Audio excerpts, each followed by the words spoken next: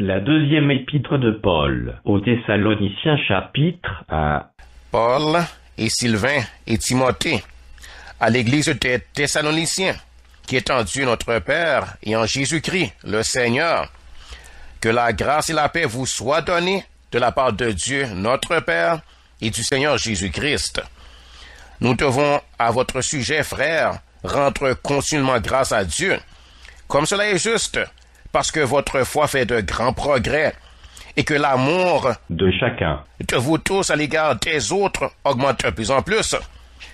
Aussi nous glorifions-nous de vous dans les églises de Dieu à cause de votre persévérance et de votre foi au milieu de toutes vos persécutions et des tribulations que vous avez à supporter.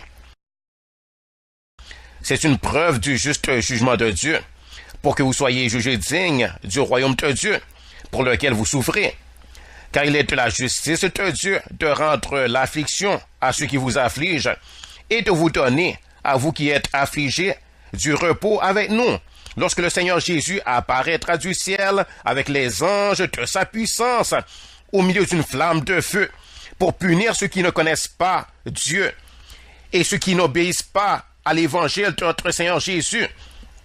Ils auront pour châtiment une ruine éternelle, loin de la face du Seigneur et de la gloire de sa force. Lorsqu'il viendra pour être, en ce jour-là, glorifié dans ses saints et admiré de tous ceux qui auront cru, car notre témoignage auprès de vous a été cru. C'est pourquoi aussi, nous prions continuellement pour vous, afin que notre Dieu vous juge digne de la vocation et qu'il accomplisse par sa puissance tous les desseins bienveillants de sa bonté et l'œuvre de votre foi, pour que le nom de notre Seigneur Jésus soit glorifié en vous et que vous soyez glorifiés en lui, selon la grâce de notre Dieu et du Seigneur Jésus-Christ.